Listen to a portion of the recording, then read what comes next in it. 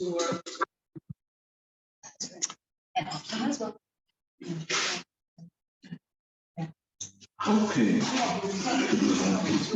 here, so the angle.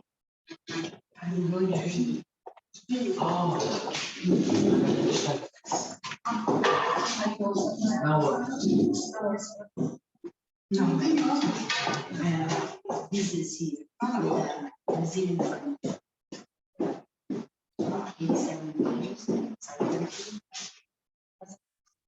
Well, my friends,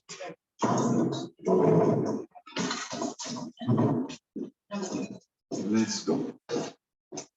Again, I'd like to begin thanking Fabiola, our host for tonight, for inviting me and also Mileni and Jaime, my dear friends, and inviting all of us actually to the presentation of the talk of tonight, which is about Kabbalah and reincarnation.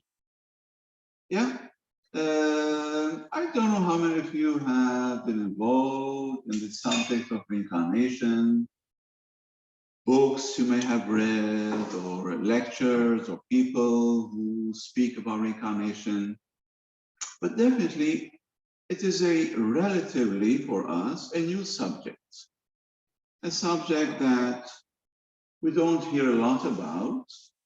And as I was speaking with Natalie, right, before our talk, especially a rabbi coming and speaking about reincarnation. Now, before we dive into the subject, let me allow to present myself. My name is Joseph Saltoun, and I was speaking with my dear friend here, Ben Harosh. I was born in Baghdad, Iraq, Babylon, yeah, a long time ago, very far away from here. But eventually life has its own dynamics, as we all understand and know. And sometimes we have to move from one country to another, from one society, from one culture to another. And this is part of our maybe modern age. Even though we are born in some place, it's not like before. Most people, our forefathers, they maybe were born, hello, good evening. They were born in a small village in some place in Europe or wherever, it's Siberia or Africa or anywhere else, Middle East. And that's how they grew up for many generations. In the same village, same town, same culture, same customs, same way of thinking. That's not for us. Our age is an age of movement and change, and sometimes drastic or radical changes. I think there's another person looking for the entrance. Yeah, I think. No. No? Okay. And that's part of my life as well, like we all are going through life and all changes. So I arrived in Israel in the year 1971. And there I grew up, yeah, as a Jewish guy, boy, teenager, all the process of studying like we all go through. But at the age of 22, 23, in the year 1982, I was introduced into the world of Kabbalah. And I went through a process of what we may call an initiation. Now, what is the difference between, let's say, learning about Judaism in the conventional manner and learning about Judaism and about all the philosophies and religions in the world through the vision of the outlook of Kabbalah? And that is our main attempt in this talk, to see what the Kabbalah has to offer that maybe other groups of study or other philosophies of other religions have not yet achieved. But in the age, as I said, 22, 23, I was a young boy, young man already, looking forward for a career, for a profession. And in that age, I saw that definitely the world of computers, even then we're starting to speak about artificial intelligence, computers. That's it. That's it. That is the world of the future. And I went to study for a whole year. But during this year, I was invited to a lecture about Kabbalah. And the person who gave that lecture was, well, who became later on my master and spiritual guide. His name is Rabbi Berg. Yeah, Rabbi Berg. He was based in New York, no? Oh, yeah. New York, Los Angeles. But now I'm talking about a different, that was in Israel. Again, this story of Rabbi Berg and his wife, Karen Berg, is a very, very interesting story. Because he also, I mean, he was born in New York. He grew up as an Orthodox rabbi. And he lived his life as an ordinary Jew. He didn't practice being a rabbi, but he became a businessman. Because a lot of rabbis do that. You may study, because you have your diploma as a rabbi, ordained rabbi, but then you can practice, go into business, go into other issues, other parts of life. And not all rabbis become a rabbi of a synagogue. Some do, most do not. But in any case, at that time, Rabbi Berg became a very successful businessman, and then he met his master. And we're talking about an ordained rabbi, and then his master of Kabbalah. And that would change completely, again, his vision about his own religion, his own mission, what we call the calling. And that is a very important moment in every person's life. We can call it the calling, we can call it our passion, to meet, to find, to encounter our passion, our mission, our calling. And that is what happened with me. So even though I was studying computers, once I entered into Kabbalah, I said, oh, this is something that I want to pursue. And I stopped learning computers and started learning Kabbalah with this intention of learning Kabbalah and teaching Kabbalah. And that's it. That's how I opened my new, let's call it, career or mission. Ever since, I've been teaching Kabbalah, whether in Israel, and then I was sent by Rabbi Berg and to venture the world, to bring the word of Kabbalah to the world. In Europe, I went to France, England, Belgium, and then I went to the States, New York, Los Angeles, traveling, meeting mainly in the beginning the Jewish community, mainly. Because we're talking about, again, a process of openness. And we're still going through a process. Because in that period of time, we thought, Kabbalists, the rabbis, that the Kabbalah is mainly for the Jews. Yeah.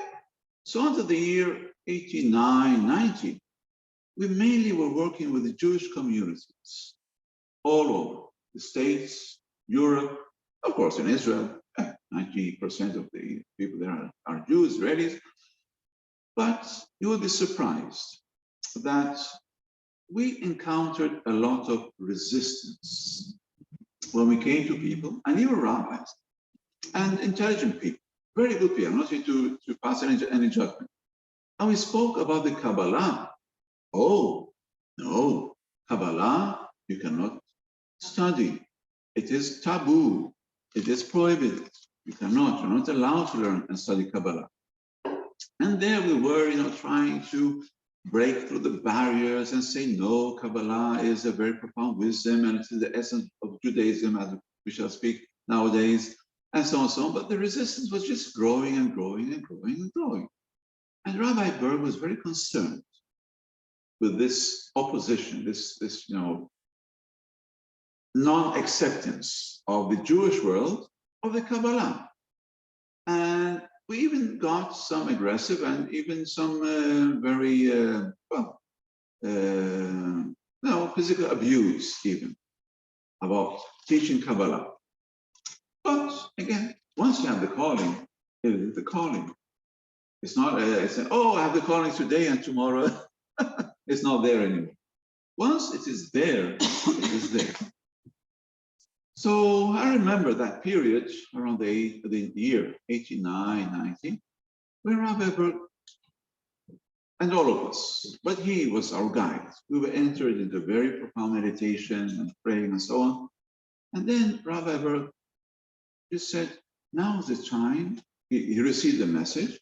Now's the time to open the Kabbalah to everyone, to the whole world, without difference of religion, to Jews, Christians, Muslims, whatever, atheists, whoever. That's it. Kabbalah has to be introduced to all mankind. We were in shock. I was in shock. I was young then, as I said, I was around, let's say by then, I was maybe 28 or 29 years old. I was shocked, but not only me, all my group, we were, relative young people in this new world. But in spite of the shock of the news, we said, hey, our master, our guide, that's Raja, is saying, that's the message.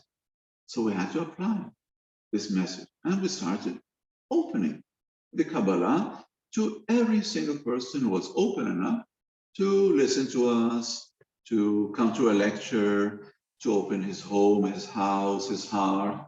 And there we were, whether it was in New York, in Los Angeles, in Europe, going around, doing our mission or missionary work, spreading the word of Kabbalah.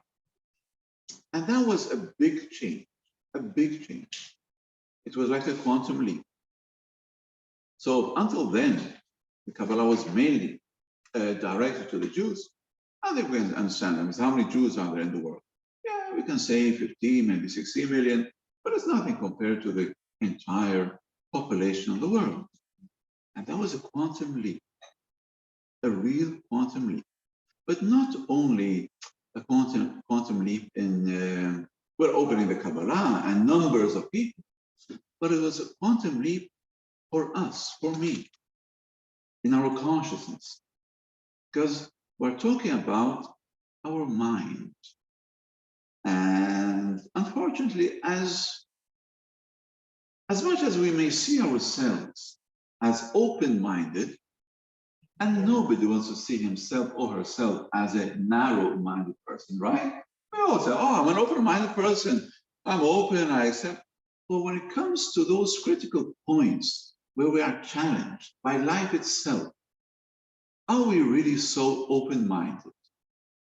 As I said before, when the rabbi said that, our rabbi, our master, we were in shock. Why? Because the shock of, my mind was only like that. And I had to open my mind, not 180 degrees, but 360 degrees to everyone. After a few years, I was sent to Brazil, to São Paulo, okay? So there I was in Brazil again. I was used to teaching mainly in Israel, even though the rabbi opened the Kabbalah to all, but it was still in the beginning stages. It wasn't as it is now.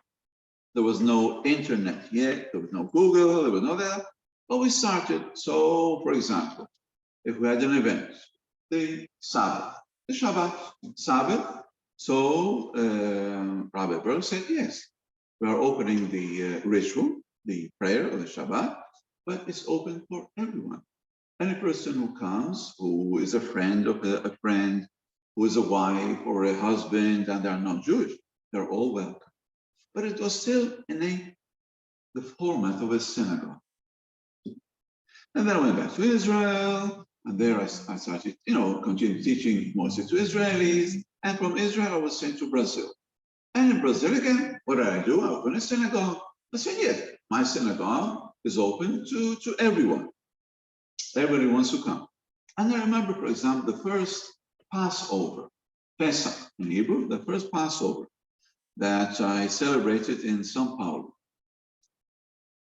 And I was already teaching Kabbalah. There were already some, again, I don't say non-Jewish, but some Christians or Catholics among the students. And then I opened the registration for the Passover festivity. And there a lady came in, again with a cross, and she was speaking with my wife, to register and pay for the Pesach. And we're talking about the year 1999. So it was quite a while ago, not so long, but still, we changed a lot in the last 10, 15, 20 years, tremendously. And then I said, look, my dear, excuse me for, this intimate question, but I would like to ask you a personal question. I said, yes, of course, Rabbi. He said, I know you're a Catholic and you practice Catholicism. And I would like to ask you, why are you interested in celebrating Pesach, Passover, which is a Jewish celebration or feast, with us? And she looked at me, and I remember till now her eyes shining, and saying, look, Rabbi, it's the first time that a rabbi has opened to Christians or non-Jews the festivity, the feast of Passover. And I am so interested to celebrate and learn about the celebration of Passover from the Jewish point of view, because I know that Jesus was Jewish. And he celebrated Pesach, Passover, as you celebrate, and not as the way the church presents it to us. And that was her answer. And I was shocked. I was in shock. Again, another shock. Wow, you are definitely right. But that helped me to feel more comfortable with myself.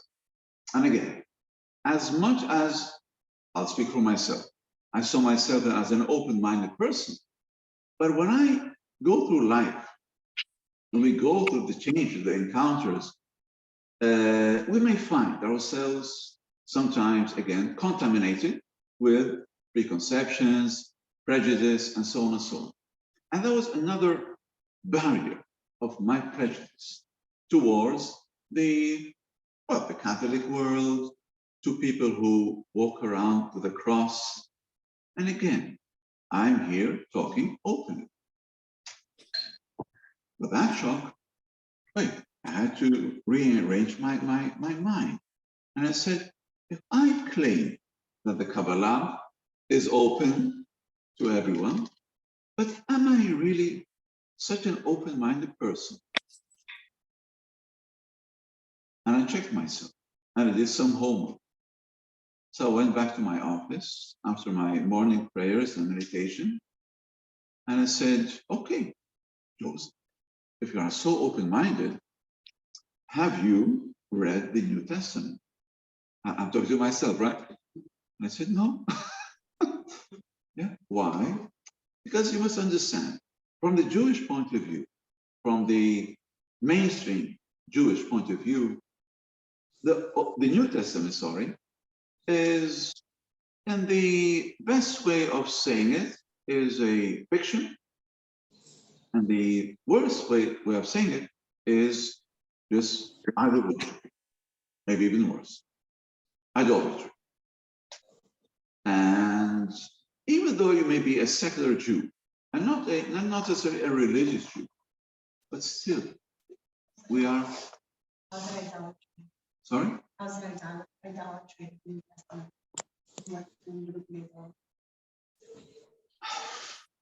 Well, that's going into the details. Again, this means what is idol worshiping? Idol worshiping, from the Jewish point of view, is not to put a statue in a place of worship. Yeah, people are joining us. So, from that point of view, when we talk about the Catholic Church, we talk about, you're in the Catholic Church, our church is images. From that point of view, or for a Jewish point of view, that's idol worshiping. If it's right or wrong, well, that's it. I don't want you to judge anything. We're just analyzing. And I'm talking from my point of view. I grew up in Israel. Okay? Jewish education. Por favor, desliga o microfone, pessoal. Obrigado. And even though I was introduced to the Kabbalah, but what I'm trying to explain to you is this process. So in the beginning, Kabbalah, it's for Jews. And we saw the resistance. Say, hey, something's wrong here. Okay, Robert meditated. Oh, I have to open. But opening the door, opening a book, is not necessarily opening your mind and opening your heart and soul. So when I ask myself, okay, I said, I open mind, this and that, I never opened the New Testament. Why? Because yes, I grew up with these preconceptions that were, put inside my brain. Even though, for me, I wasn't so judgmental. I wasn't even religious as a young person growing up. Traditional, yes, but it was there. Where did that come from? But I said, I had to break that, put that barrier. So I went and I bought a New Testament. Was there for a few days on the shelf until I was, pick up my courage. And one day I said, enough is enough. I'll open it. What would happen? And I opened it. I started reading. And there I saw something which was very intriguing. I saw like two dimensions of the New Testament. One dimension is a description, and the other dimension were the pure essence of the teachings of Jesus. And until now, I can see that picture. So there was like one dimension in the background, was the describing what happened, and he went from here to that. And then there was the quotation, the teachings of Jesus. As though it came to the front of the page.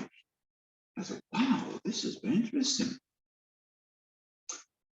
And then I went through the teachings of Jesus, the words of Jesus. And I said, hey, this is pure Kabbalah.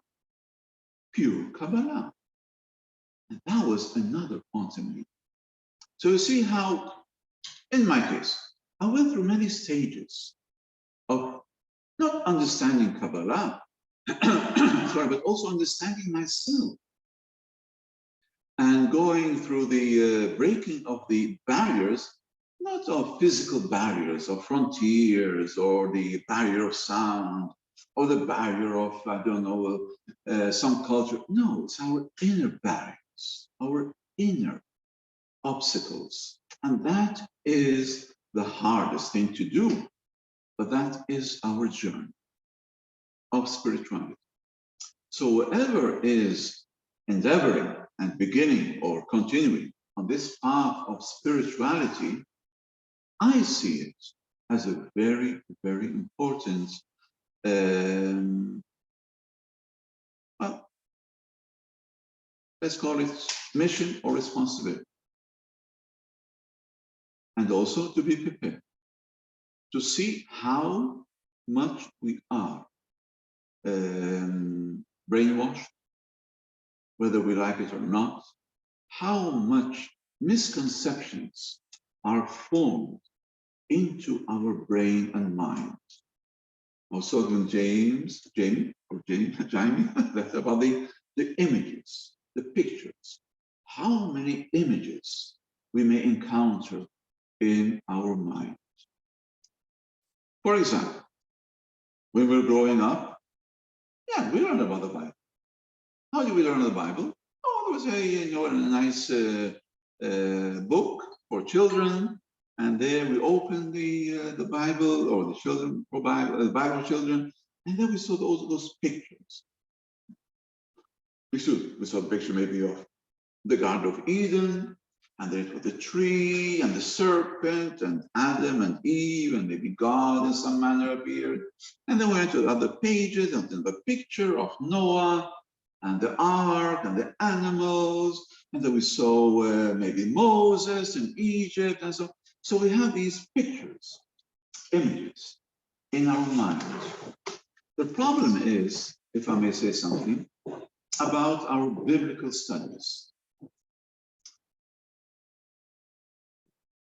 Yeah, please. Yeah, okay. All right. Okay. So what is here? I'm going to talk about Natalie. She belongs to a very blessed, nice group of biblical studies, which is very important. But for most of us, what does it mean, biblical studies?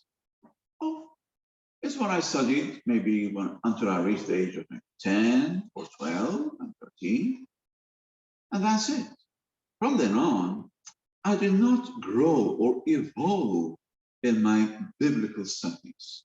Why? Because, again, we were trained or educated to put more attention on mathematics and science and computers and this and that, because we were, again, trained, not necessarily educated, to think about our career, how to make money by our parents, by the society, by the school, and so on, which is very important.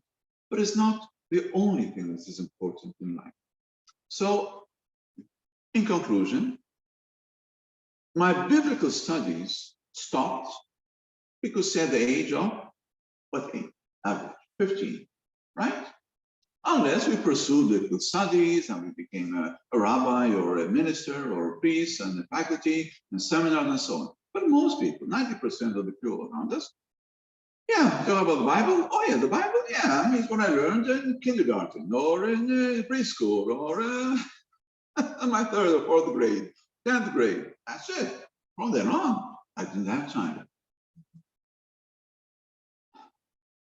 So what is stuck in our mind about the Bible are those images of our childhood.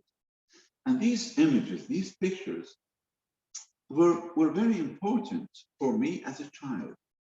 But as we grow up and we mature into life, we understand that life is not that, stagnated image that we learned about anything. Because mathematics that we learn in preschool or in our beginning of studies were different. We went to university, right? In college. Geography, philosophy, what? Anything, any subject that we studied in our school, well, we went to college and university, we had to open our mind and say, hey, what you learned then is not necessarily the ultimate truth. We have to evolve and grow, right? But in our biblical studies, no. We left that part of our being and studies way behind, from the age of 10 to the age of 15 maximum. So what do we know about the Bible? For most of us, the Bible is again, New Testament, Old Testament, is a book of religion, where a person has to believe in God. God, He is the ultimate creator, He created everything. And from then on, we have a lot of questions. We question. But when I question the Bible, when I present a question to my rabbi, my teacher, my minister, I may encounter a very aggressive maybe or a very abrupt reaction. Oh, no, these questions you can't ask. You have to believe in God. And from then on, we continue.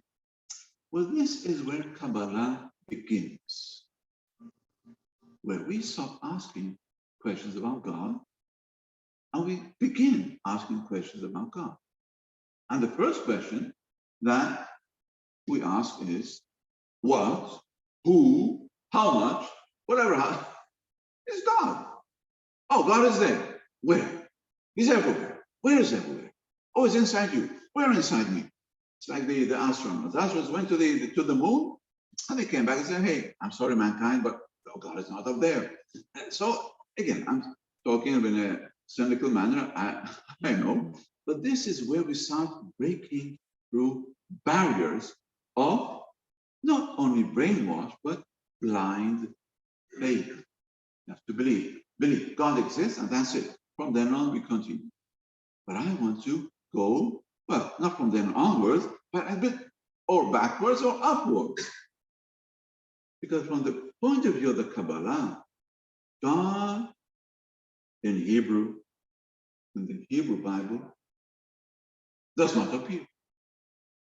The term G-O-D does not appear.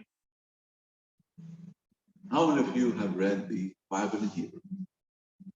Well, I know, not all, again, studied Hebrew, learn Hebrew, speak Hebrew, but that is as we were talking just before the class, one of the biggest problems that we created to ourselves by not only mistranslating, but also misinterpreting the Bible.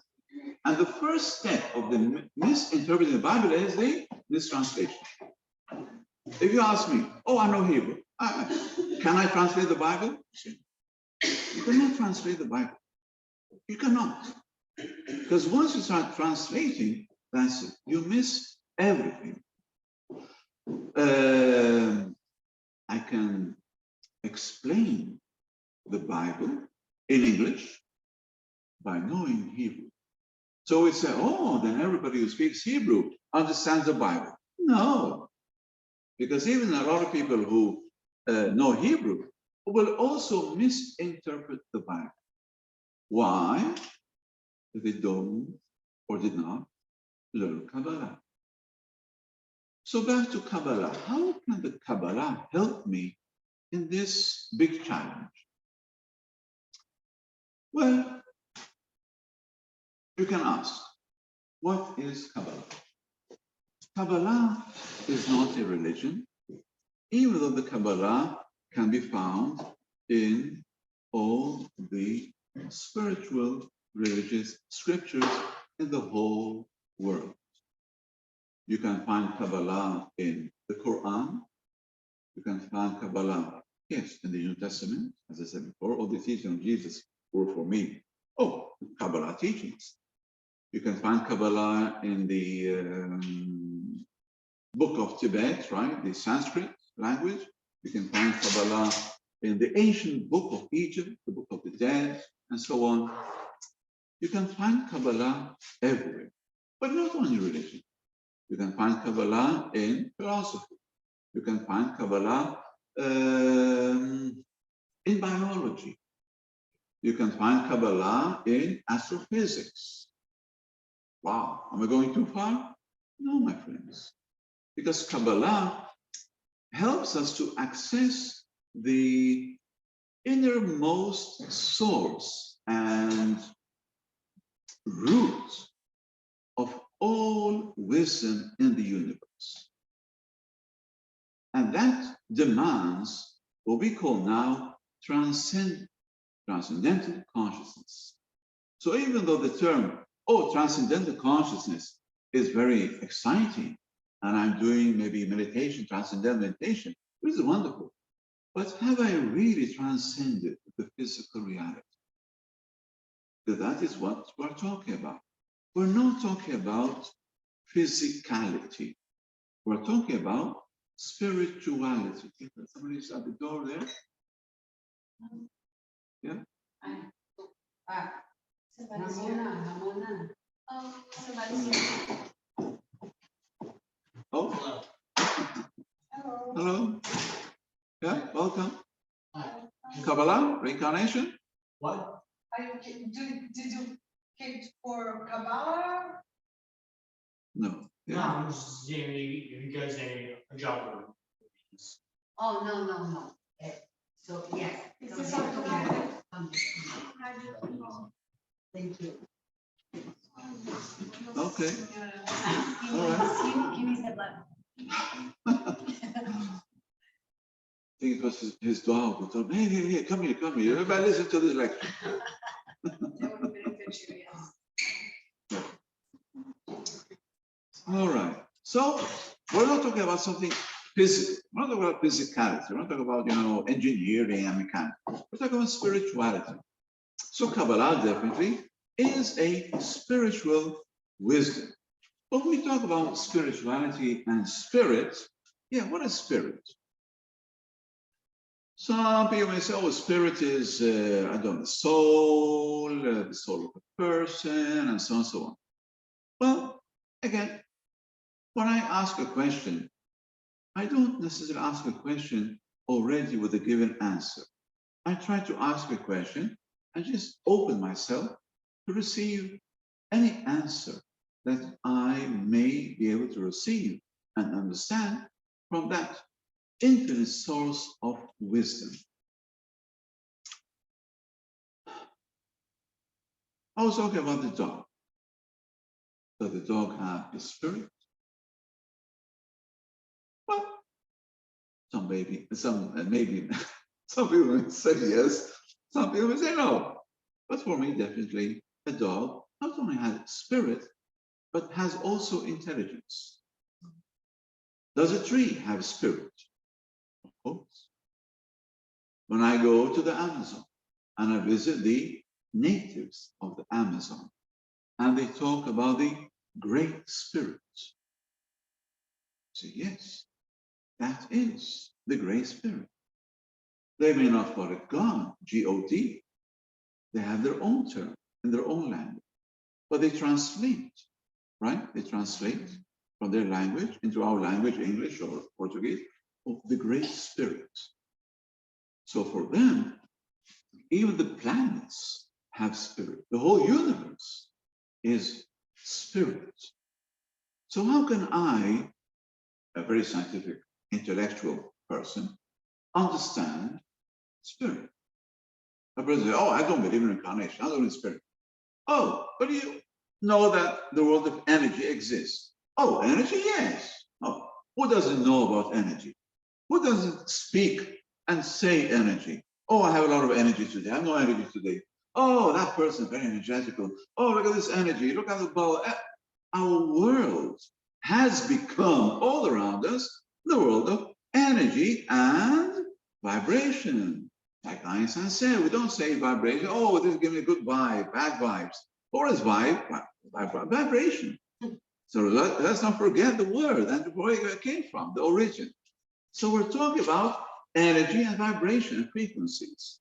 So this is our age, the age of metaphysical consciousness, where we are able to transcend the limitation of the world of physical consciousness and, well, venture into a new reality. Are we ready for it? That is the question. As I said before, I give myself an example. I had to go through many shocks, like many crises and barriers, in order to break through my own brainwashing, my own preconception and prejudices of all what I believed I was and did not believe who I was and what I was, in order to, and I was still on that journey. I haven't said, oh, that's it, I'm enlightened being a that's it. No, we're all in the same journey, in the same boat. And we're all going through this process of encountering new challenges, new barriers, and it's like the test of time. Or we say, oh, life is testing me, or maybe God is testing me. That's not God who's testing us. It's a test of time, which means what? What I learned 20 years ago, is it going, or is it passing the test of time? Answer is no. Well, I learned 10 years ago. No. Some things, yes. But 90% of what we learned 10 and 20 and 30 years ago are not passing the test of time. Maybe not even us. I'm surviving, but am I passing? Am I successful? Well, many questions. So when we go out into life and we start again presenting ourselves, our study, our profession, our beliefs, our creed, whatever it may be, the question is, are we passing the test of time? Or are we still living? Not 10, 20, 30 years ago, but from the biblical, spiritual point of view, we are still living in the dark ages of medieval times. Reincarnation was and still is banned in many societies, in many churches, in many synagogues, in many schools. When I entered into the Kabbalah, and one of the first studies that made this whole change in my being was the study and revelations of reincarnation. But when I heard the term reincarnation in one of the lectures of Kabbalah in the 80s, I said, hey, reincarnation, Has nothing to do with Judaism. This is Hinduism. Hindu or monks in Tibet, they may believe in reincarnation. I, as a Jew, I don't believe in reincarnation. That means what? The test of time. I was tested by time until a moment where I had many out-of-body experiences where I was taught about reincarnation. Reincarnation is not a theory, like Kabbalah. It's not a theory, it's not a philosophy. It's not an intellectual perception of what we call reality or what we perceive as reality. Why? Because our intellect, our intellectual being, is not able to break through the barrier of time. And that is why most of us are born and know nothing of our past lifetimes. So the first question a cynical person or any skeptic will ask me, oh, wonderful, you're talking about reincarnation. But I don't remember anything of my past lifetime. You're saying that I was here many, many times. I've been reincarnated, my spirit, my soul. But who remembers that? Maybe some monk talks about it, maybe somewhere in our book. But most people live in a world where it has nothing to do with past lifetime. Not only that, who believes those people? I may write a book about whatever I may write. We say the paper accepts everything, right? Lies and truth, everything goes on paper. And I ask you, has anybody gone through any experience of past lifetime memory, remembering? Maybe yes, maybe not. But I believe more people have gone through what we call out-of-body experience or clinical death. Clinical death. What is clinical death? Yeah.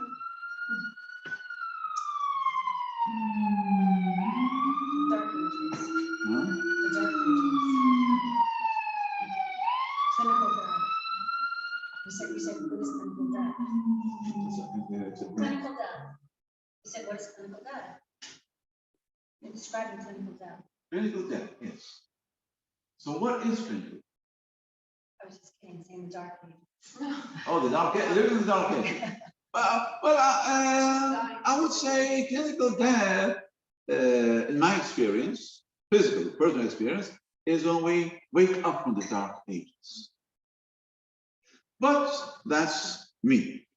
In general, clinical death is when a person, God forbid, right, say, may go through an accident or a serious illness, and a person clinically proven is dead. Which means what? The brain did not receive oxygen for 4 minutes. Cardiac stop. I mean, the heart stops and stops pumping oxygen into the brain for 4 minutes. After that, that's it. The person is condemned as clinically dead. Do you know how many people came back from clinical death? Many people, hundreds if not thousands, not only in our generation, throughout all mankind. There are many stories. You can go online, you can read books about clinical death. People who came back, yes, to tell us about the world beyond. So those cynical, skeptical people say, hey, you talk about paradise or hell. What do they say? Nobody came back from paradise to tell us that paradise really exists, or from hell, or from anywhere. But they did. They did. I'm sorry. I'm so sorry. That's okay, it's okay. Sorry. What are you saying? Yeah. Yeah, I don't want to be rude, but I have to go and get my daughter at the airport. Okay, yeah. I would love to learn much more about it. I was exposed to Lisbon, like I explained to you 2 months ago. I do have a question Yeah. for somebody that was introduced to Kabbalah for the first time. Do you recommend reading the book 72 Names of God? Yes, yeah. Okay. It's a book for meditation. Mhm. So what I would recommend first is to learn how to meditate, which is a physical practice, Right. breathing, meditation, you already know, and then you can just use these names, which are not, if I may correct, again, I have my own way of thinking. Even though the title is 72 Names of God, but actually God doesn't have so many names. Right. It's, if I correct it, it's the 72 holy names, or names of holiness, or sacred Yes. names. Names of Tambir? No, the name of the book is right. Yes, The 72 Yeah, names the of God. title, But what he's saying the title is good. yeah. I'm just saying, again, because you asked me, Right. and I have the privilege and the honor and the right, and also the obligation to answer your question to you. So you asked me about the book, 72 Names of God. So these 72 names are not of God, because you open the book and you see different names. And I want to say that these are 72 holy names. That's it. Mantras that you can use in your own meditation. Yeah. All right? Yeah. Thank you. You're welcome. Yes, you're very welcome. But in any case about the book, definitely it is a good reading book. Why? Because even though the book was written a few years back, and I know the person who wrote the book personally, but what he's presenting is not his own invention of maybe 15 years ago. It is based upon a book, the Zohar, that was channeled by one of the greatest sages, enlightened people of all ages, Rabbi Shimon Bar Yochai, the Zohar. And this is just a book that explains and brings the essence of the wisdom in that book to our modern reality, okay? But the essence is the same essence, and that is where we all the time go. Go back to the root cause. These books, we talk about reincarnation. So even though I'm gradually entering into the subject of reincarnation, and I have a book here about reincarnation that I wrote, but before I wrote this book, I translated this book, The Portal of Reincarnation, The Gate of Reincarnation, written by a great sage, Rabbi Saltoun, in the Middle Ages, right? In the dark Middle Ages, he came to enlighten the world, to break this barrier of, again, banning reincarnation. And in this book, in Hebrew, he wrote the book in Hebrew, he explained all the process of reincarnation. And that is very important. Whatever we say in Kabbalah, we have to give the reference. Where did it come from? Where is my source? So in order for me to teach Kabbalah, for example, I have to present two sources. One source I presented already, which is Rabbi Brooke, my master. When he started teaching Kabbalah, he said, my master is so-and-so. And that is the ongoing, constant, unbreakable chain of Kabbalists, sages of Kabbalah, since the beginning of time until modern age, until this specific moment. Another source of my wisdom that I'm teaching and sharing are the books. So I may write any book. I say, oh, where did this come from? Well, we have the source. I have the Zohar. So when I come to teach Kabbalah, it is my obligation to present my two sources, my master and the books, the original book. That's why he spoke about the Bible. Yeah, the Bible is a very strong reference, even though it has been misunderstood, misinterpreted. But here comes the Kabbalah and helps us to understand the Bible, to understand that there are 4 levels of understanding of the Bible, 4 levels. When we open the Bible, we'll open any book, actually. Any book. I can read any book. The newspaper. I can open the newspaper and read, oh, I'm reading something. Yeah. There's that first immediate, what we call the artificial or superficial understanding, the immediate understanding. But then I can go, oh, wait a second. What does it mean here that he's saying that? Why does this word appear 2 times or 5 or 3 times, but every time in a different connection? So these are the hints where the book or the author is calling my attention. Pay attention. Don't read the book and just throw it aside. There's another level. And then comes the moral, the ethics. Oh, so then we have something to learn about the good and bad. What is right, what is wrong, what is good, what is ethical, non-ethical, moral, immoral, and so on. So that's the Bible. Not all books write about morality, but that's the Bible, which is also a very moral book. But that's only 3 levels. Then the 4th level is the Kabbalah. And then we transcend the physical perception of reality, and we enter a new dimension where, as we said before, we start, or we become introduced into the world of God, G-O-D, which is the world of the divine, the divinity. That is where we start learning Kabbalah. And that is where we start the uplifting of our soul, spirit, and consciousness.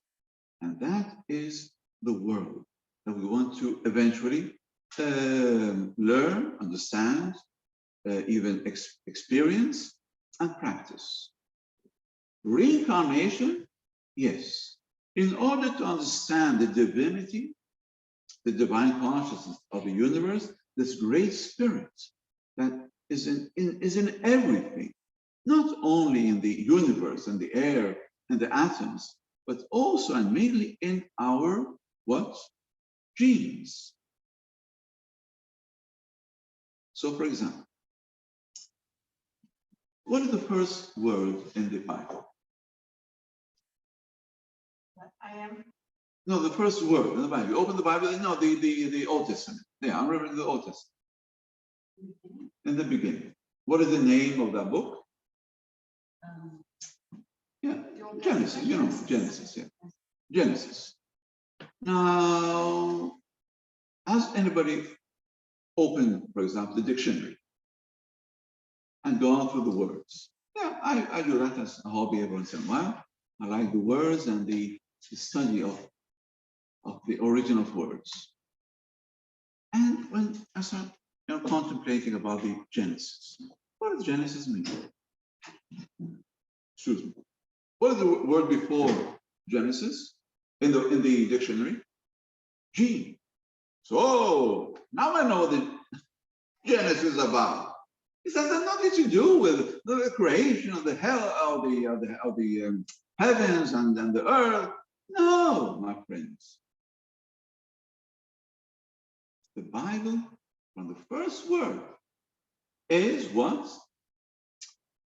Deciphering the genetic code, not only of man and human beings, but of the whole universe. Because what is our genetic code made of? Oh, chemistry and chemical, what do you call those? What, sorry? DNA and RNA. Yeah, the DNA and all the amino acids, yeah, that was the word. Amino acids and this and that. And eventually. But where did all these elements lead us to? Our DNA code is the world of information.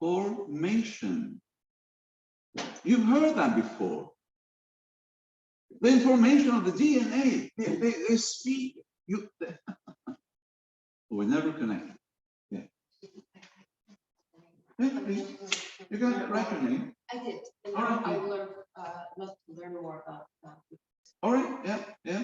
By the way, Mileni here and also Fabiola. Yeah.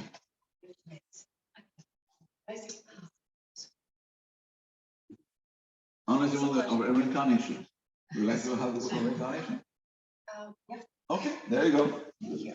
I need to learn about this. Yeah, we all have to. Because I'm sure we all went through some spiritual experience. It may not be an out-of-body, very radical, very, sensational experience. Deja vu. or deja vu. A person went to a new place and said, oh, wow, I know this place. I've been here before. And we see ourselves. And the person will say, yes, I know this place. There's a road here, and there's a shop there, and a house there. But I've never been here before. In this lifetime, but I was here past lifetime. So when we talk about our DNA, we're talking about a book of information. Information. And that is what we exchange as we, father and mother come together and a baby is born. So what are we, thank you. Thank you for coming, God bless. So what are we exchanging? Yeah, information. This is our genetic code. So have we really missed so much of the Bible? But the Bible has nothing to do with what happened, I don't know, 5,000, 10,000, 6,000 years ago. And the answer is yes. The Bible has nothing to do with the past. Nothing. The Bible is describing what? The genome. The genome. It is opening the genome. It is deciphering the genetic code of the entire creation. But the entire creation is what? Information. Everything is information. Everything. Information is not only in a book. Nowadays we have virtual reality. But it's not only the virtual reality. We're talking about what? Oh, satellites that are transmitting what? Waves. And these waves are translated into words. But maybe that word that I'm reading in the form was actually in its original state of being, a vibration. Yes. And that's how that vibration, that frequency becomes a word. It becomes a form. And I get the form in form. Oh, what I'm doing is interiorizing. I'm bringing this word of form, right? A word, an image, or it may be, into my being, in formation. And that is how I form my opinions, for my ideas, for even myself, for my identity. Because a person who knows a lot of information about medicine becomes an informed doctor, right? Informed. That means his identity, his whole being, his persona is based upon the information of medicine. My world of information is Kabbalah. That is why, I try to inform myself as much as possible with information of Kabbalah, books, meditating, and so on. But again, the books are not the only origin or source of wisdom or information. It's out there. It's in the spirits. It's in the air. It's in the frequencies of planets. That's why we study astrology. The frequency of the trees. That's why we also learn about shamanism or shamanism. That's why we learn about biology. That's why we learn about astrophysics. Because everything is, again, interconnected, because that's the world of frequency. There's no limit. There's no barrier. That is why a Wi-Fi goes through walls and from the bedroom to the sitting room. Yeah, this is where we want to go. This is the world of spirit. Spirit is not limited to physical. Physicality is the world of temporality. Temporary. It's time. Temporality. Oh, I was born in such an person. I went here, and our age. That's it. Life is very limited because we are governed by time. Beginning, born, death, end of story. What is the death, end of story? Does our belief in death stand or pass the test of time? That is a question that we are all asked in our age. Jesus spoke about the resurrection.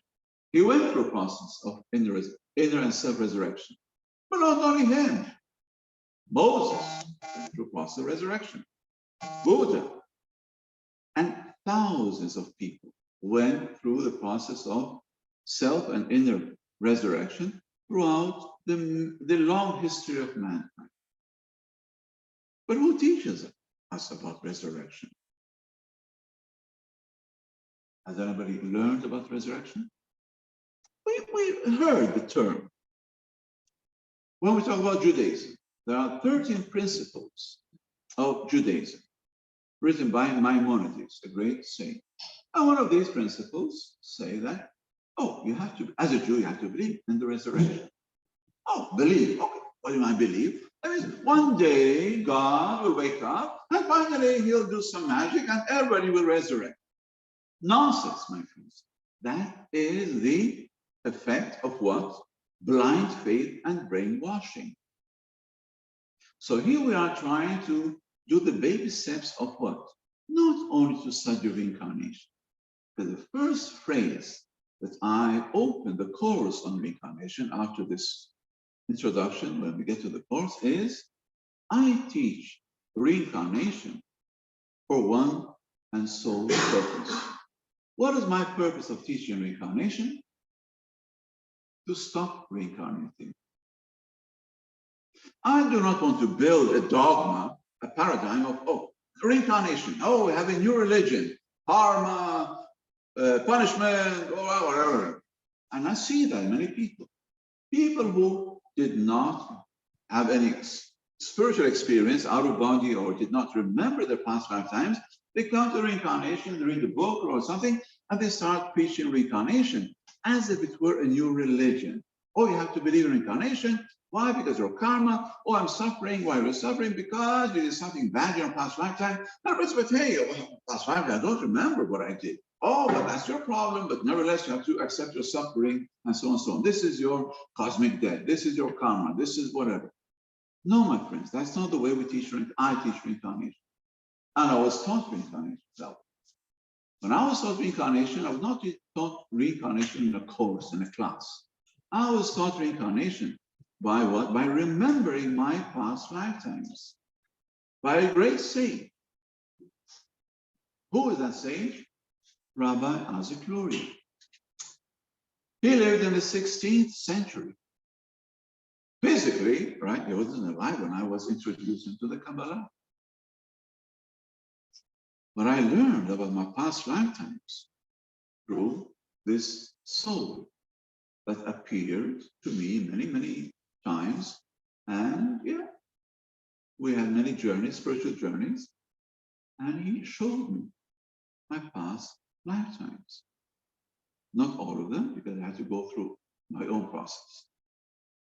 And that is how I learned about my past lifetimes. But back to clinical death. So what happens when a person dies clinically? Oh, what happens we don't know. But what we believe is a doctor who comes, right, and signs a death certificate. Oh, signed, that's it. Person is dead. Kaput. That's it. End of story. But what happens 5 minutes or 10 minutes or half an hour later? Oh, but the person comes back to life. He starts blinking his eyelids. He says, hey, I'm alive, I'm still here. And everybody in panic and so on. But one person we don't see around is the doctor who said, no, I'm out of here. Hey, the person came back to life.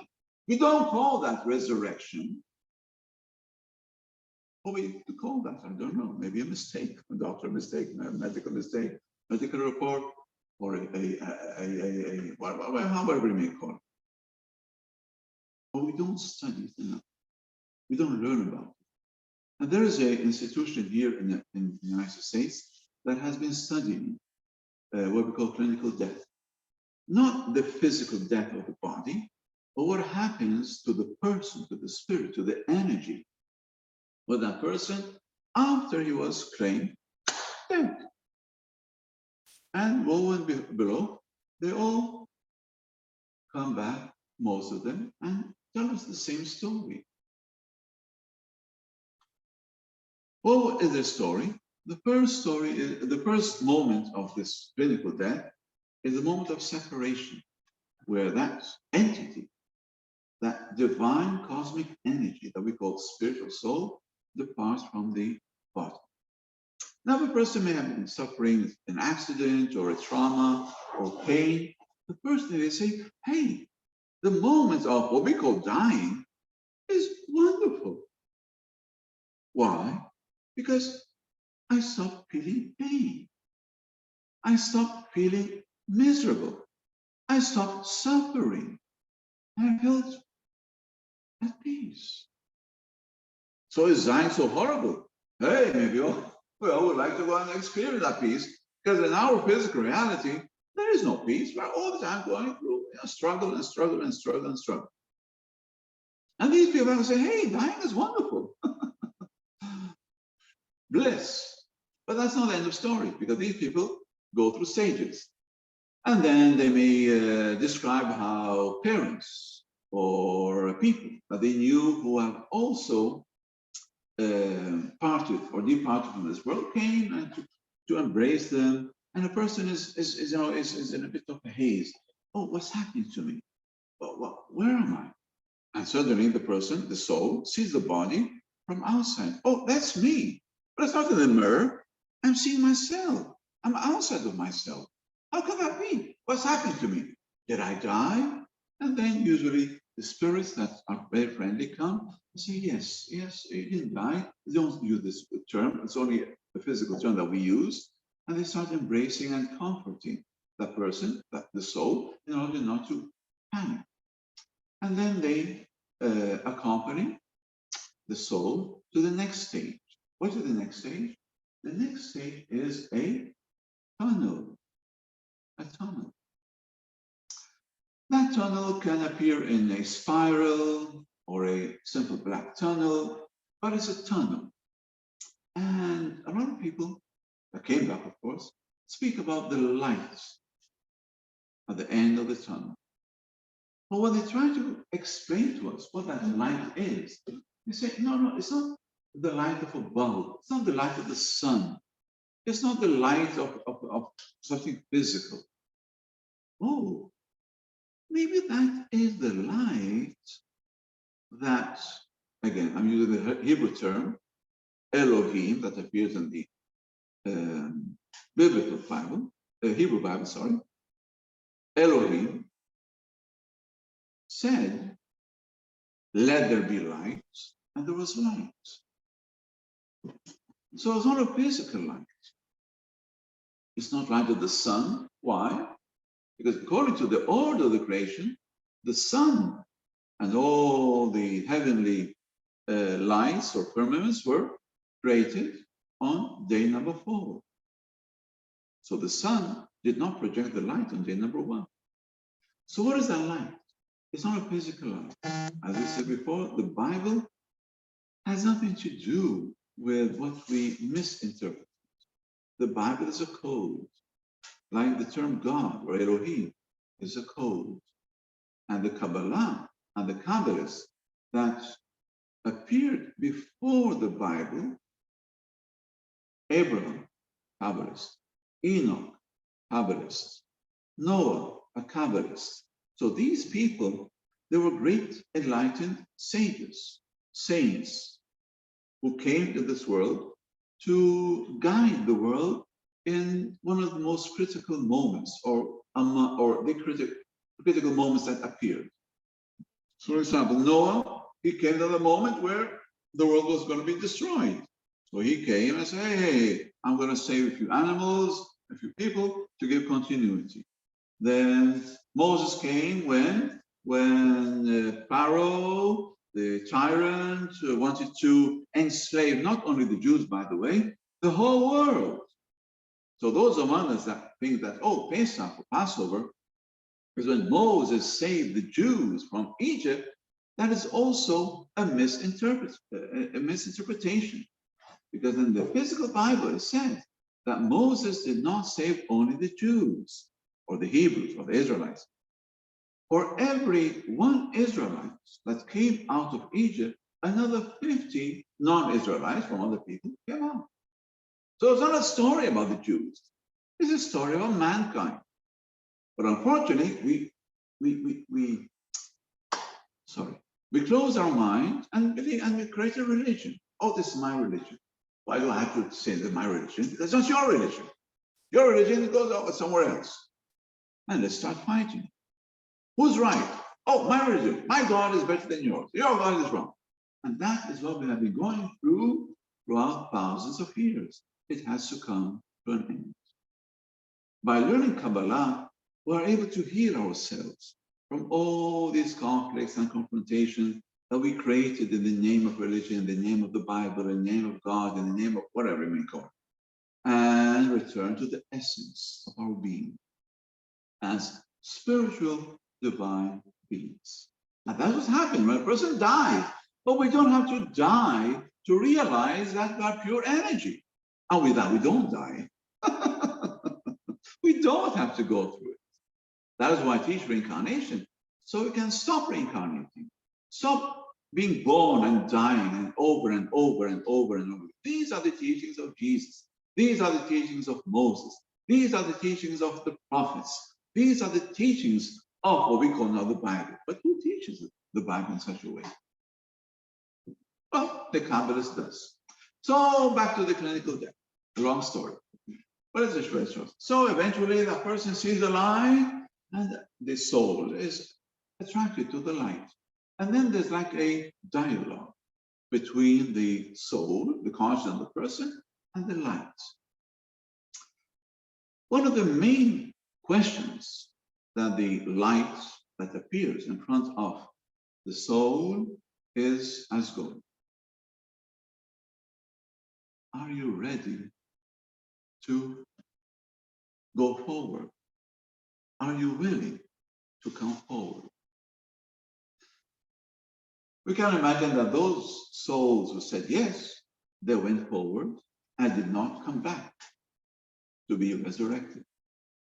But those souls who said and replied to the light, oh, I am not ready, I have to go back, they came back.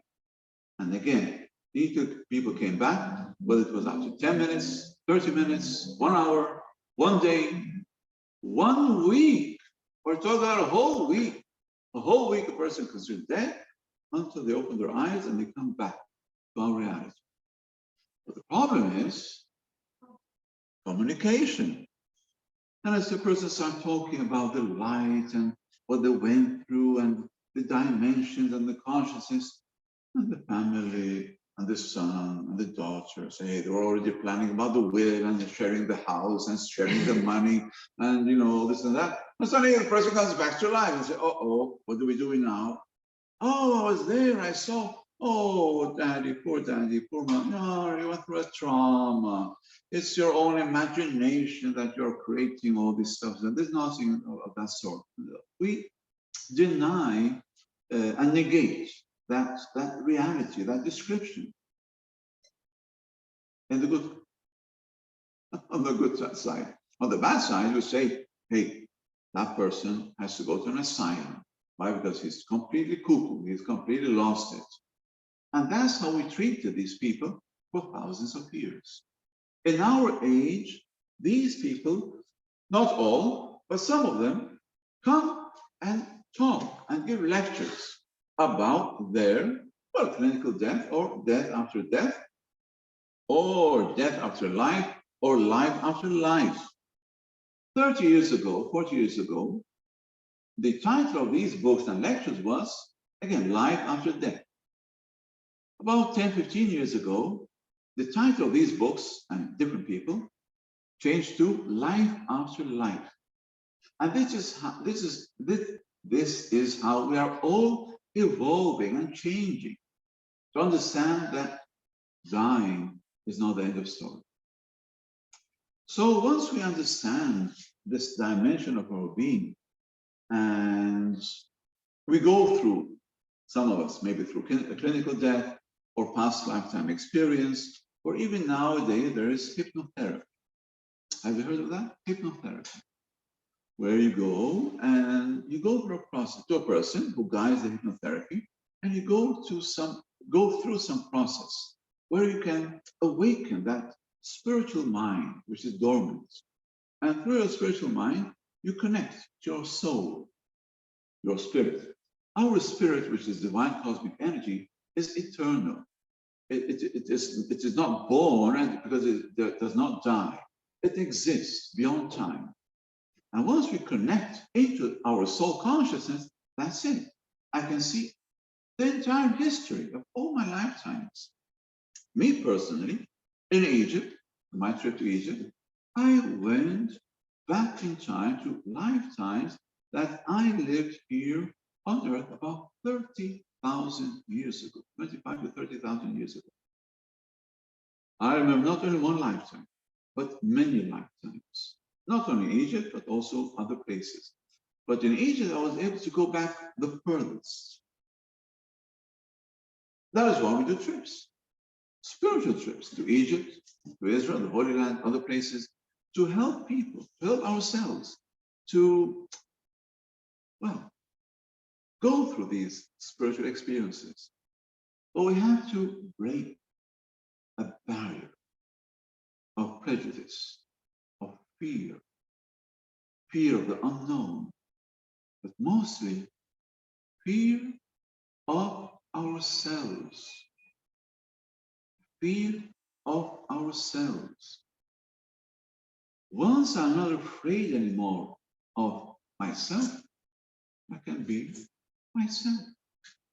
I don't have to put on a mask. I don't have to put on a artificial, superficial identity and hide behind this personality that I created, and one day I'll have to dismantle that, I'll have to break through. But maybe when I break through that personality, it'll be too late, and I will not discover who and what I really am. So when I learn about reincarnation, yes, there's the first steps of going through these intellectual barriers of fear, of prejudice, and so on, intellectual. And once I'm able to break through that intellectual mind that is holding me a slave in my own body, then I open to my spiritual mind. And then I can meditate or go through hypnotherapy or any other method like a spiritual trip and recover these memories. It can come in the form of a dream. That's a question. Sorry? Question. Your spiritual journeys that you feel. You believe that there's also bad spiritual energy, negative. That's it. That's it. You say, I believe. Now, from the Kabbalah point of view, we speak about knowing. So I'm just rephrasing your question so I can answer. Do I know? Because I don't feel, I experience. It's like you are here. I mean, you are aware of your existence. So it's not a question of feeling only. It's a question of a spiritual, physical experience. Right. Do I know That they're negative. that they are negative? Yes, I know. Definitely. But I don't know in the sense that I say, oh, there are negative things out there. No. Because everything in the universe, again, back to the native. When they speak about the great spirits, what are they speaking about? They are speaking about their own personal frequency, which is integrated with the great spirits. We, in our education, we are here. God is somewhere, maybe up there, maybe down here, whatever. Because we are separate from God. But from the native in general. But when we talk about the native, when we talk about Kabbalah, the origin of all human culture and consciousness, we talk about integrating. So in the same way that there's a great spirit out there, there is a small spirit here. And my function is to what? To integrate my small spirit with the great spirit. So we can become one. So when we talk the language of one and oneness, be one with the universe. What are we talking about? Being God. So I am God. Not in the sense that I determine who will live and who will die. No, but I am God in the sense that I am vibrating on the same frequency of the universe, of the entirety of the universe. In the meantime, We are not there yet. But at least I'm presenting you something that stood and passed the test of time. Because my words that I'm presenting to you are not my words. These are the words that have been vibrating and reverberating in the whole universe since the beginning of the universe. Noah spoke these words, Jesus spoke these words, Buddha speaks these words, Muhammad, Gandhi, and a lot more of people have spoken and still speak these words. But we were not open enough to accept these words. Now we are beginning, we're on the baby steps of this path of accepting the wisdom of ultimate truth. Well, my friends, you had a different question also before that. Yeah. I don't remember, but if there is evil spirits, if there are demonic spirits, we talk about Kabbalah, how do you decipher what spirit you're attracting? Very good. Okay. So when we talk about Kabbalah, we don't attract, we don't do anything. We integrate, we interact. I'm not trying to attract the spirit, but we have thoughts, we have experiences. Exactly. So the main point of view is me interacting. So I'm interacting with the universe, and oh behold, a demon came. Oh, hello, demon, how are you? Hey, demon, who created you? He doesn't say God, like we may believe. He says, hey, you, oh, me? Oh, so we're friends. There's not a demon out there, it's not a negative, it's me. Exactly. It is part of me that has created that demon. Now that demon appears, and I'm able to see it. For what reason? So now I can transform this demonic energy that I created unknowingly.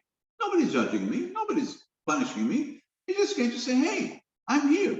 Look at me. Oh, you're very, very ugly. I'm afraid of you. What is that? Well, but you created me. Oh, so now I have to stop fearing you. I have to accept. I want to integrate your demonic being, which I created, into me because I created you. For what purpose? To transform this demon back into divine. That is the world of Kabbalah. It's all about consciousness. The moment you realize that there's a demon within you, or that you're talking, that you feel, that you hear, the moment you have the consciousness about, you have the power to transform. So it's much easier having that power than just knowing that that exists and not taking action. But the fact that you know it's there, you have the consciousness to do something to transform. No, I believe that you don't. I mean, if you believe in the power of our Creator, you have power over any negative or demonic energy. So I do believe that if you do come across something that you transform, you don't have to submit to that. But you have to decipher sometimes where is that message, or where is that. That's the consciousness. It's just the fact that you're conscious about that is there. You have the option, the choice to choose to go left. It's like, I love that one of the analogies is like, it's like a movie theater.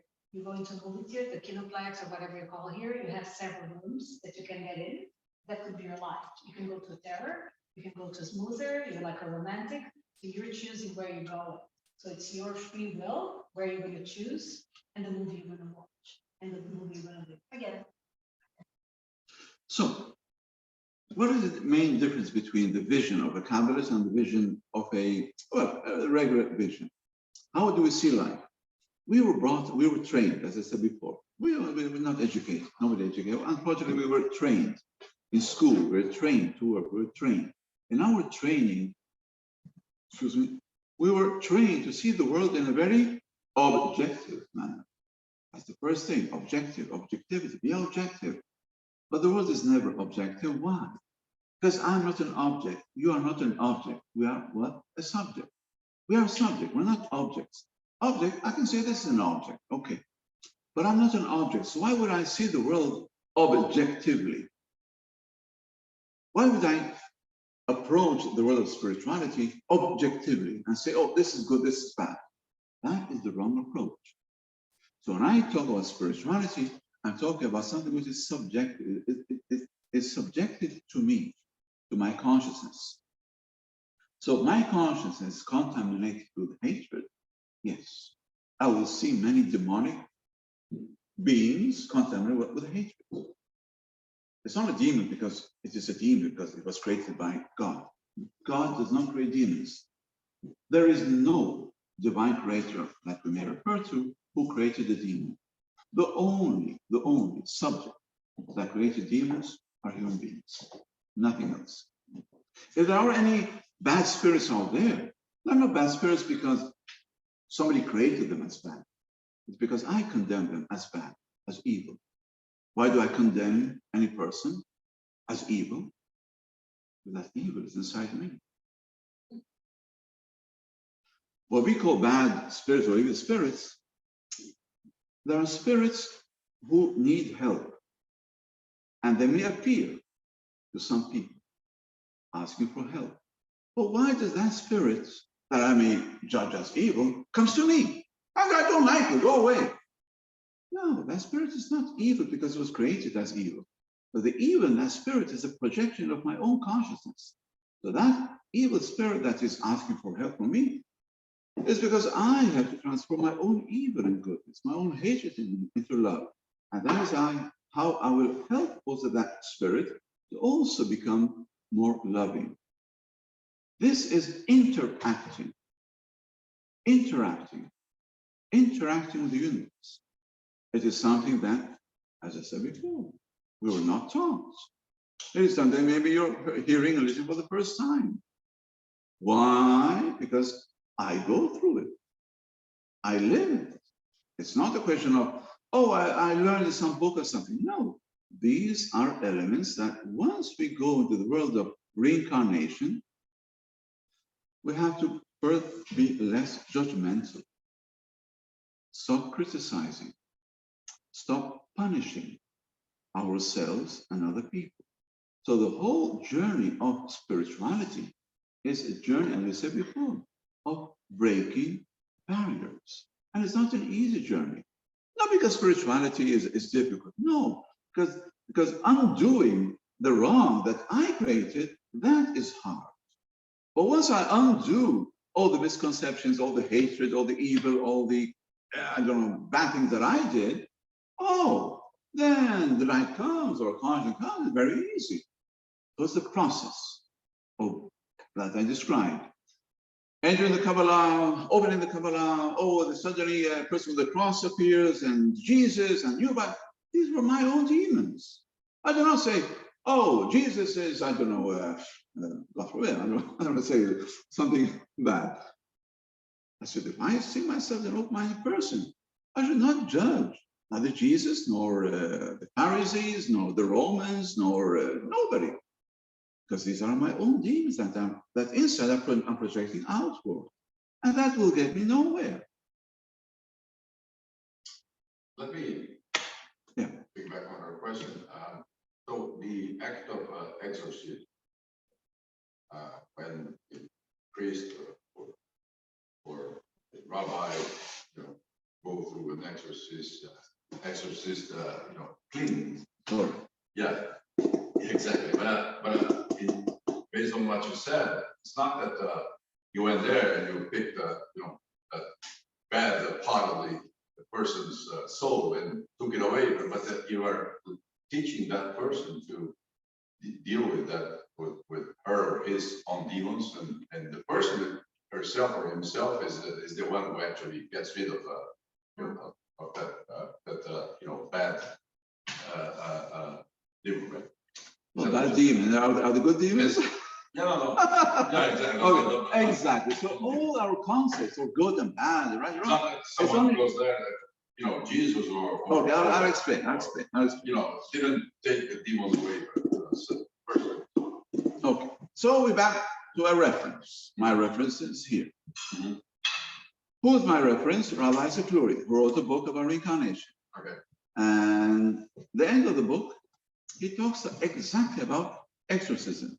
in this book, how he, Rabbi Saltoun, performed an exorcism or exorcism ritual in his lifetime.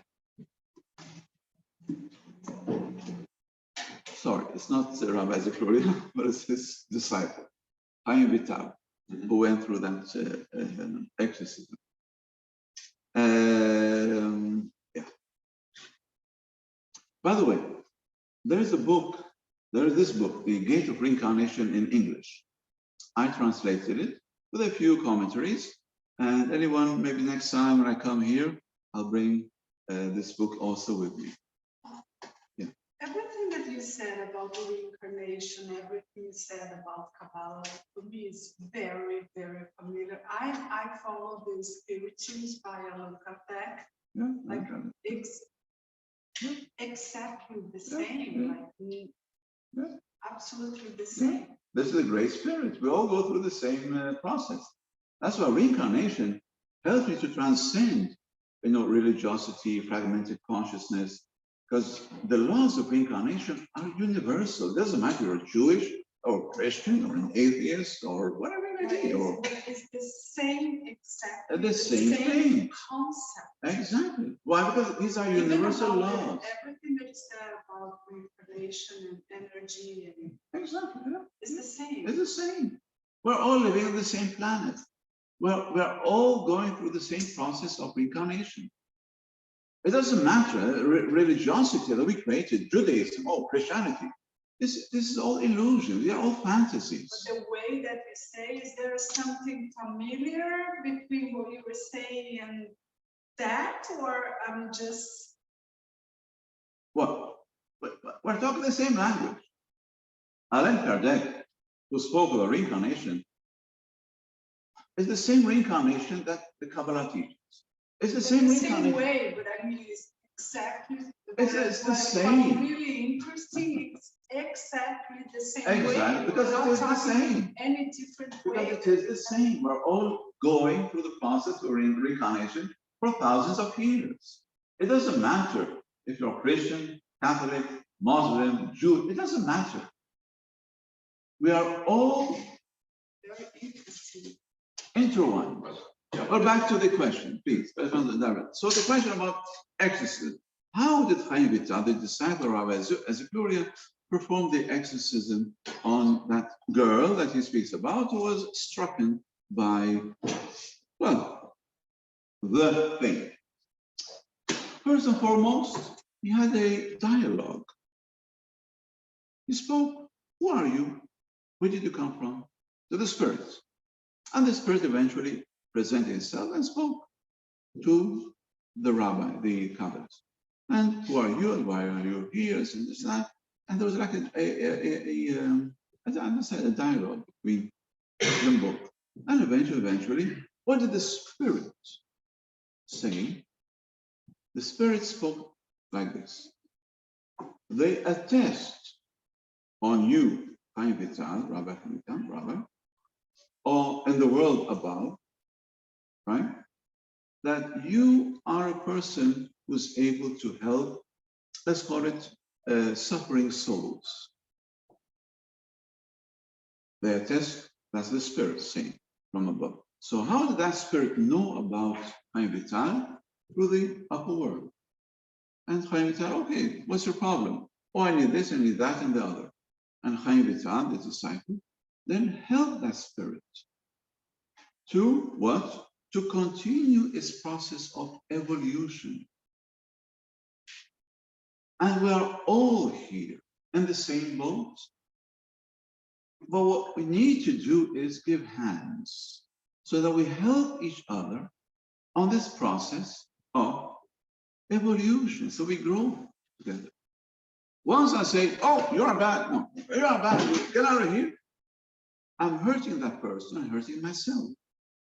So the exorcist is not a person who comes and takes a demon out of that, no, and sends it back to hell. No, it's a person who comes and is able to interact with the spirit and to help that spirit who's asking for help to continue on the path of its own spiritual growth. another step forward. That's what all we have to do as living human beings or with spirits, even the demons. Because as I said before, a demon is what? Divine energy contaminated, distorted. How does it get there? Sorry? How does it get contaminated? How do I examine it? No, how does it get contaminated? We go- I Oh, think it goes know back to how. us. Who? Who? Yeah, but what, how can somebody have the intelligence contaminate and create? Oh, my dear, my dear, my dear. That's what I'm saying, there's good energy and there's bad energy. That is created by us. So if I hate a person to an extent of willing to kill, assassinate, murder, probably that person, I may even do it. Definitely, that action of mine will create a very negative energy that we call demon. So the demon is not the person who I killed, or I don't want to kill about it, or whatever. It is the act, my own act of murdering a person that creates that energy of negativity, of hatred, of murder. And that is the demon of murder that I created. So I may be tormented or haunted. There's a lot of people who were, for example, what do you call them, hit killers, hitmen. Hitmen are not only mafia figures. Hitmen can be people who even work for the government and so on. And there is a stage where they break down. They break down and they cannot function anymore. Why? It is said, I'm being haunted by those faces, by those figures. But they're being haunted not by necessarily by the spirits that they killed, and the body that they killed, but they're being haunted by the demonic action of murder, of rape, and so on and so on. By the way, part of the demonic world that we all maybe know, not as murder and so on, is the world of drugs. Drugs, heavy drugs. So the world of drugs, that we call drugs, is not only the person who's taking the drug and destroying his own life. We're talking about heavy drugs. Why is it so hard, nearly impossible, for an addict to free himself from drugs? Why? Because they become obsessed, possessed rather, by demons. Who created these demons of drugs? Well, it's not that, maybe not necessarily that person, but we're talking about thousands or millions of people who are using or abusing abusive drugs, and they create these demons of self-destruction. And eventually, a person who takes a drug, he says, well, I'm taking just a small drug for leisure. No, my friend, this is where you may be inviting upon yourself a certain demon, demonic being, which is of what? Abuse, that we call abusive drugs. We self-abuse, we self-destroy. And we destroy our love, we destroy our own divine being, our own humanity. And these are the demons that we create. A person, no divine consciousness, becomes possessed by, yes, these abusive demons. Can we heal? We could. But we need those people who can come to that person, connect to that, again, demon of drug abuse, and, well, redeem it, transform it, redeem it. That's the term, is to redeem. And as I redeem the spirit of that demon, of that abusive demon inside that person, oh, that person wakes up to a new life. Have I seen such cases? Yes. Have I gone through such cases? Yes. Have I dealt with some of these cases? Yes. So what I'm sharing with you is not, again, a formula. I'm talking about my own physical, spiritual experience in many dimensions. But I'm only on the route. I haven't reached, well, the end. Why? Because we all reached the conclusion of the end together. And I'm only on the path. But those among you who want to start, the spiritual path and spiritual growth, you must be prepared to what lies ahead. And I am here as a guide to hold hand and let us go together. Because we have to go together. We have to walk the path together.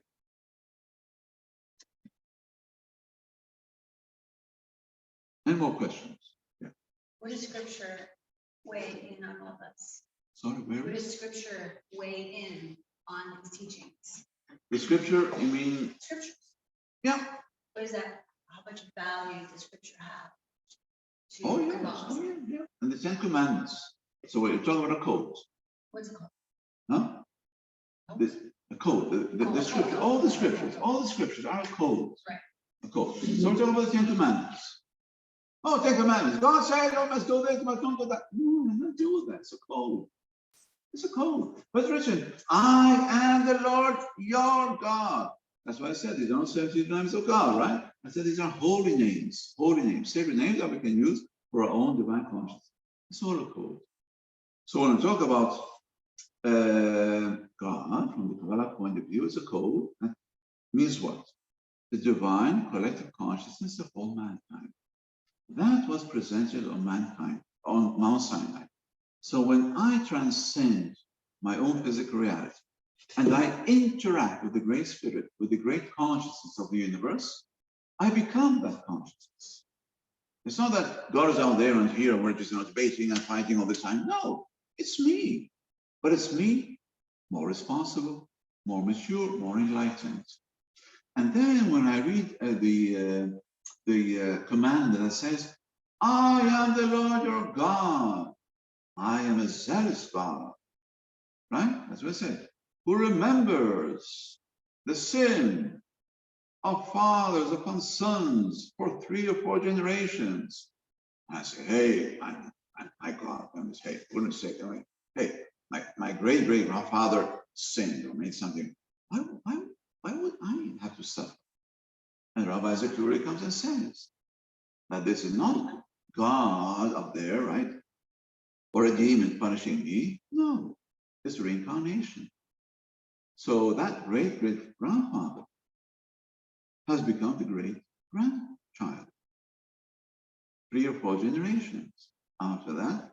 And now the sin or the wrongdoing that I did could have been that murder, could have been stealing, anything. I come back to pay the cosmic debt. I have to pay my cosmic debt. If I did something evil to somebody and I hurt somebody, this hurt, this pain that I create and project in the universe, only me, only I am able to undo and transform from pain to, pleasure, from hatred into love. Only me, because I created it. I am responsible. So what about the 3 and 4 generation? So Rabbi Zakuri says that yes, a unit of the soul, can come back in that same form for 3 or 4 times to correct, to rectify. Just for 3 or 4 times? No. For 3 or 4 times, that quantity of soul, right? The quantity, that unity of soul, 3 or 4 times to correct that specific sin, that specific wrongdoing. If after the 4th time, that soul was not able to correct or rectify or redeem itself or transform the demon that it created into divine again, then what happens? That soul is divided into 2. So the same task is divided into 2. So the task has become 2 halves. So now the soul that reincarnates a person does not have to correct the whole, but only a half. We live the same 80, 90 years. So for 80 or 90 years in this lifetime, I have half of the task to rectify. I didn't do that after 3 or 4 times. and then it becomes 4 quarters. So I have 80 years or 90 years to rectify 1 quarter. We have been reincarnating so many times. So nowadays, if I compare what I have to rectify in this lifetime to the first time my soul appeared, maybe it is even 1%, 1% or half a percent. It's so small, but nevertheless, it is very important. So nowadays, that is why when I do something of goodness, right? Some interacting, oh, I receive a lot of wisdom and light. Why? Because for a small correction, I receive a lot of cosmic energy, of wisdom, compared to 2,000 or 5,000 years ago. So, Yeah. so whenever we always, don't take me wrong, like it's a very trick question. There are no trick questions, there are only trick answers. So And the person who doesn't want to answer will give you a quick answer. we always come better, Good question. because if we come, do you understand? If we come to be better and to become a better soul, so every time we come better, so we never come in a worse position. No, we don't come into a worse position that we created. So any circumstance, bad as it may be, I'm suggesting, oh, this is a bad situation. I'm losing a lot of money, bad situation. No, yeah, I'm talking like about, because sometimes I see like a person in the street with no legs, no arms, like for me, it's really hard to understand why this person did to be here, how many lives, what did he do in his life to be here? Because, you know, it's not fair for me to be here driving my car and he is there standing on the ground, no food, no arms, no nothing. What did happen to this person? Is he What did happen? better? What did he do? Yeah, what did he do? Exactly. What did he do? Well, you have to ask him. Here. And he said, hey, I don't know. So I don't remember my past question lifetime. is, But the fact is, I'm here to pay a cosmic debt. so is he there to pay? My question is he becoming is he coming to pay next life? Is he paid this life? Next life is he will be in a better position? Well, that's a good question. That's a very personal question. It all depends on how that person will live this lifetime. So this lifetime, I agree with you, is an opportunity for me to become a better person. Yes. But I have free will. I can become a worse person than I was the past lifetime. I can choose that, right? Yeah. So the whole process of reincarnation, yes, is to give me the opportunities every lifetime to improve, to become better, more loving, more compassionate, more understanding, more open. Every person is in his own ability. Now, if that person who comes and suffers and says, "Oh, I hate life, I hate everybody, I hate this and that," well, not necessarily next time he'll come back as a better person. Why? Because reincarnation is not only about reincarnating in human beings. There are people, even in the Bible, for example, Bilam, the great sorcerer who wanted to curse Moses and the Jewish nation. And Rabbi Saltoun said that here he incarnated in a stone. Why? Because the power of the sorcerer, the witch, is through the mouth, to curse. That is why he was born on a stone, because the stone is, cannot talk. Silence. It was done.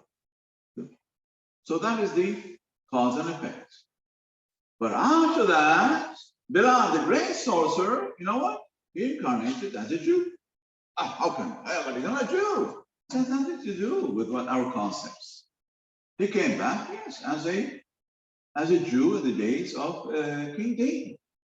So when we enter this process of the universal evolution of soul consciousness, we transcend all our concepts or misconceptions of ourselves, of the world, and even of God. But then we start living our real life as divine, eternal, immortal beings. All right, my friends. Yeah, thank you very much. Yeah. Okay, thank you. And also, thank you, obrigado a todos que estão online. Sim, até a próxima. Abraço. Tchau, tchau. How can we buy this? Thank you so much. Thank you, my dear. Thank you. Thank you. How can we buy? Oh, very physical. You pay, you buy. I know that. Ciao, ciao, ciao. Não. Tá. Quanto que eu não vi que eu Bye. Tchau, tchau, tenho pessoal. um ponto no Santander. Não faço para você. Pode fazer um pix.